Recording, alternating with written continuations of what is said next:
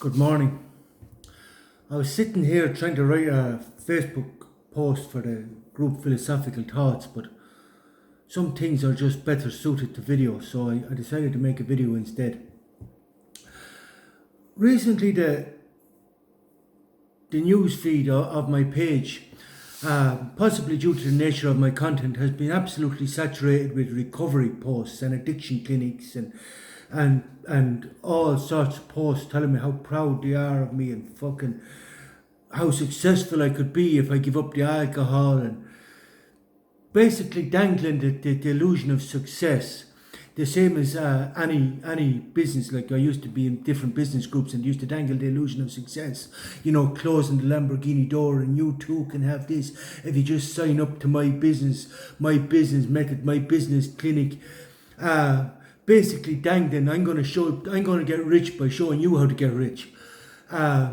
Basically, but it's very much, we'll create an illusion of success. I used to call it the sirens of Odessa, where they call the people, the sirens sing on the rocks and call the sailors to their doom, and then when the sailors are grounded upon the rocks, the sirens used to just raid their ship and take all their shit. That's the sirens of Odessa. But it's the same thing. It's the same thing. Like, these recovery groups, they're a very lucrative business. One fella I drank with paid $45,000 for a recovery in America.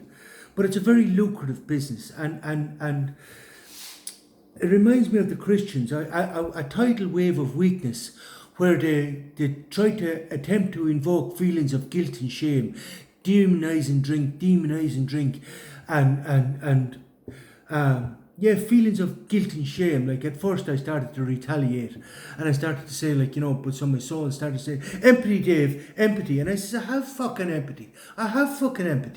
What about the people who wouldn't be of such strong character, that are completely overwhelmed with feelings of guilt and shame due to this very aggressive marketing and this tidal wave of weakness that overcomes them, pressure on their mothers, pressure on their girlfriends, pressure in society in general, to put pressure on these people who like a drink, or who drink or take drugs for whatever reason that reason may be.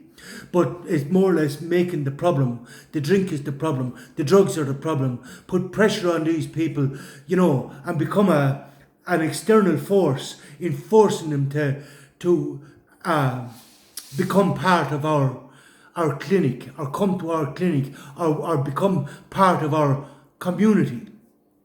But my point being is this is a very lucrative business, and people need to understand that this is a very lucrative business. And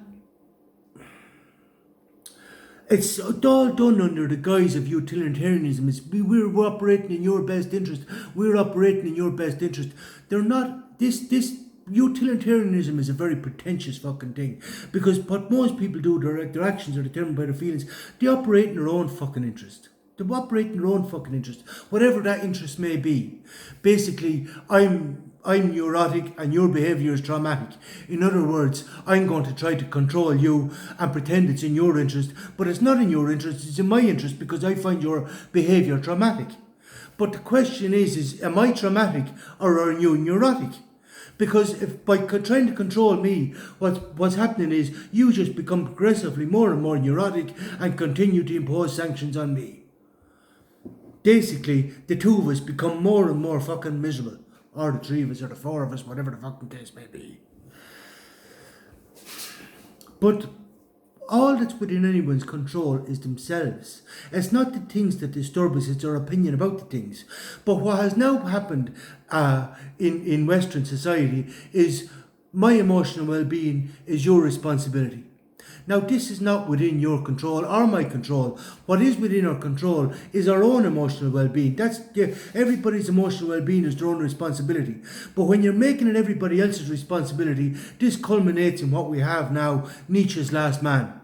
A weak and sickly individual that just becomes progressively more and more neurotic, but no balls to have any ambition or get up off his fucking knees. You know what I mean? He just lies there with poor me, victim mentality, and everybody giving me fucking dopamine likes. We'll get together in a community and lick each other's balls.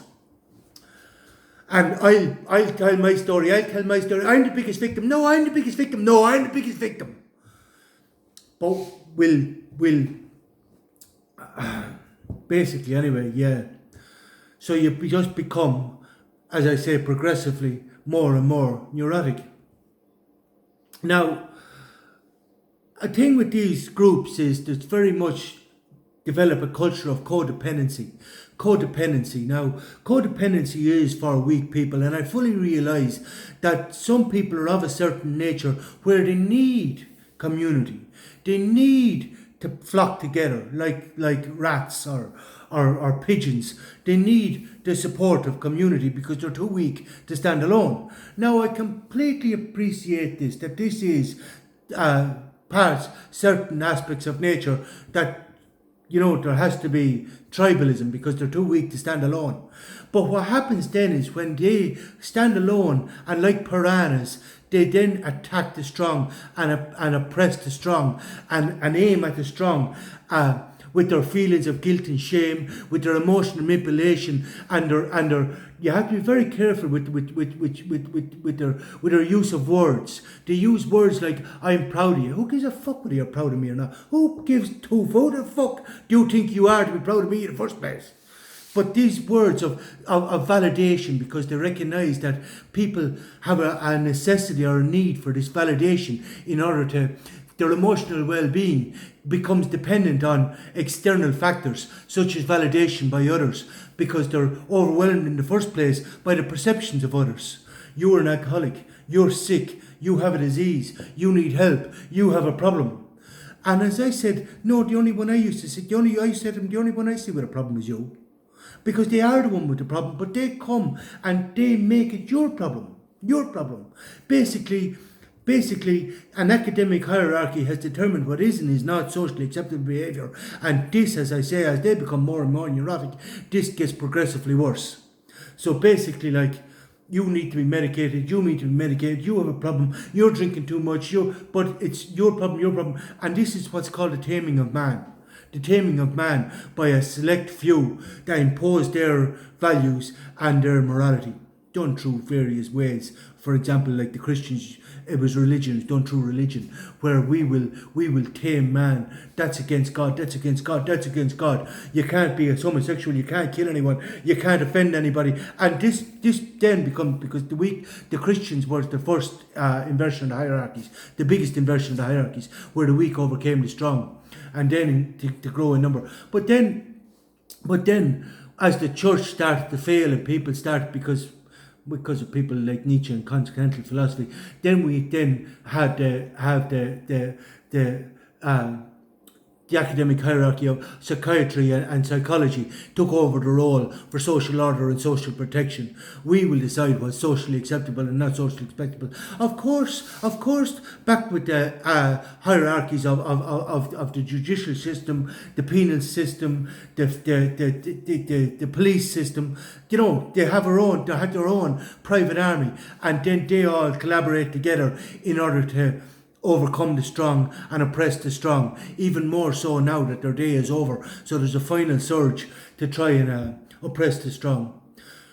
For instance, those tablets, I did a review recently on tablets, big on a review rate, I forget the name of them, but they're handed out to the blood thinners. They suppress adrenaline. It's the very same as chemical castration for the strong. We will oppress the strong through whatever means necessary, but basically we will not be, we have to oppress the strong. We have to keep the strong down. And this is what alcoholism and all these clinics, apart from the fact that it's a very, very lucrative business, it's all about oppression of the strong. But they don't want to address their anything that they will find traumatic, anything they will find in any way offensive, in any way socially unacceptable. But at the same time, making a lucrative business out. But this is not conducive to the evolutionary process.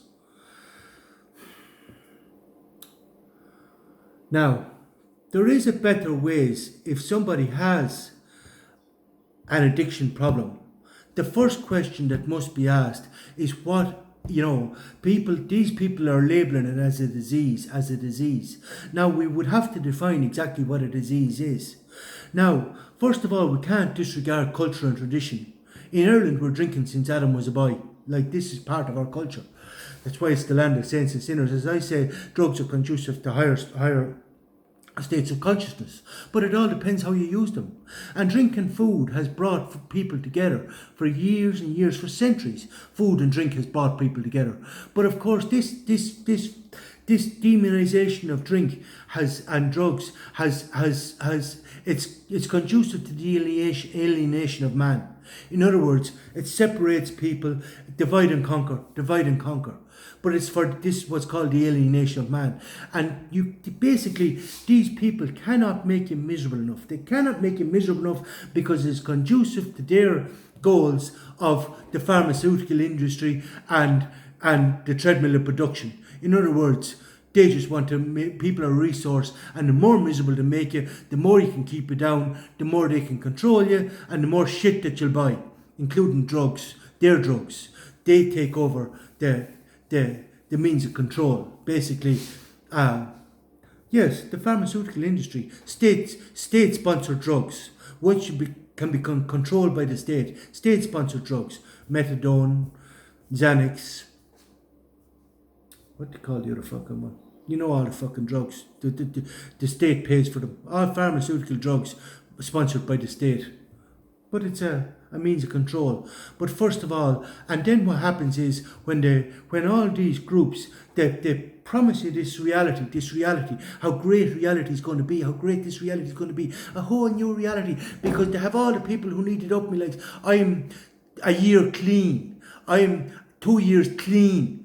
What do? Will I go around and ring a bell? Am I unclean? Should I go around ringing a bell? I like a drink. Will I go around and ring a bell? I'm a leper. I'm unclean. Because this is to insinuate that I'm unclean because I like a drink. What's the other one then as well? Using. Are you using? This terminology is designed to make you feel feelings of guilt and shame. And then when they bring people into their community, they then go out like the Christians. They become the missionaries, the apostles, the disciples, because when their own river, when their own stream of dopamine likes dries up, when they're finished putting up on their own Facebook page, I'm clean a year. Who gives a fuck? Then they need to be in this community where they have guaranteed river of dopamine likes. I'm a year clean. And you're guaranteed a minimum of 500 likes or whatever it is, because the community gets behind you and tells you how proud they are of you. And I'll tell you how proud I am of you, and you tell me how proud I am of me. Meanwhile, because our whole emotional well-being is dependent on external factors, we lead these miserable lives like watching paint dry, where we do nothing because we're too fucking weak to do anything. So the whole illusion of success that we were promised is just a farce. A farce. But you've paid your fucking money, and you continue to pay your fucking money to these groups who get rich off of the exploitation of your emotional well-being. Yeah. And then what happens is there's certain characters, for example, the strong, who are not by nature want to be a part of this collective. They want to stand alone, like eagles. But instead of being burdened with these fucking weak cunts strapped to their fucking back, weak cunts strapped to their back, you're my sponsor, a codependent relationship where you now don't get to live your life. You have to now carry this cunt as well and simultaneously live two lives. Have some cunt texting you and messaging you and ringing you. Oh, I nearly had a drink. Who gives a fuck you nearly had a drink? You know what I'm saying? You now have to carry this cunt on your back. A codependent relationship. Basically, a man has to be able to stand upright and not be held upright by others. You must learn if you want to be strong, you must learn to internalize your happiness. Your own emotional well-being must become your own responsibility. And for this, you must identify if you're using drink. I like drink because it brings people together. And people find it very hard to listen to me if they're not having a drink. And I have no interest in talking to them if I don't have a drink. Because basically, like, yeah, as Hemingway said, sometimes an intelligent man has to drink so he can spend some time with his friends. Do you get my point? Bye. I may get off this.